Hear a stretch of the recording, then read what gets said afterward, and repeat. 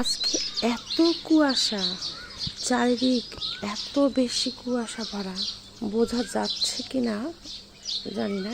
এত কাছের বাসাগুলো দেখা যাচ্ছে না, নিচের রাস্তাটা স্পষ্ট বোঝা যাচ্ছে না, আর ওইদিকে তো কিছুই দেখা যায় না, অথচ এই জিনিসগুলো একদম স্পষ্ট। শুধু পাখির ডাকগুলো শোনা যাচ্ছে যে সকাল হয়ে গেছে। এখন প্রায় বাজে 6:12।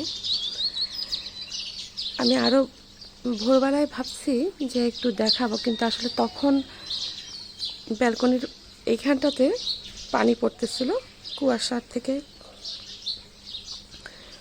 এই জন্য আর ফোনটা বের করতে পারিনি। এখন দেখেন কি অবস্থা, এত কুয়াশা। ওইখানে যে সাদা বাড়িটা খুব বেশি দূরে না, কিন্তু বাড়িটা দেখাই যাচ্ছে না।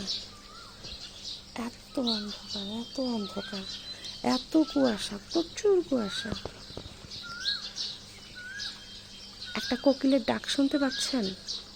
এই কোকিলটা এই রমজান জুড়ে প্রতিটা দিন 3টার পর থেকে ডাকা শুরু করে, আর আরও কিছু সময় সূর্য উঠে গেলে, আজকে তো এখনও সূর্য দেখা যাচ্ছে না, কিন্তু সূর্য অলরেডি সম্ভবত ওঠা শুরু হয়েছে,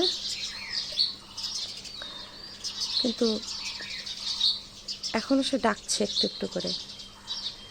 আমাদের এই এরিয়াটাতে লোকবসতি একটু কম, ফলে গাছপালা একটু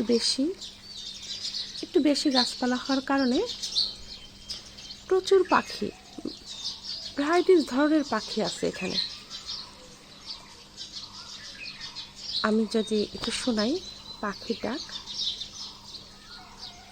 হরিয়াল পাখি, ঘুঘু পাখি, কোকিল, চড়ুই।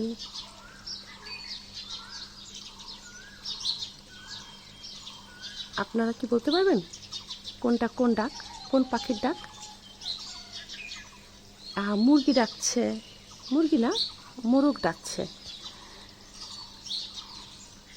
এখানে অনেক ধরনের পাখির ডাক আছে, যদি জানা থাকে একটু পাখির ডাকগুলো আইডেন্টিফাই করে জানাবেন কমেন্টসে। আমি চুপ থাকি, পাখির ডাকগুলো শুনুন।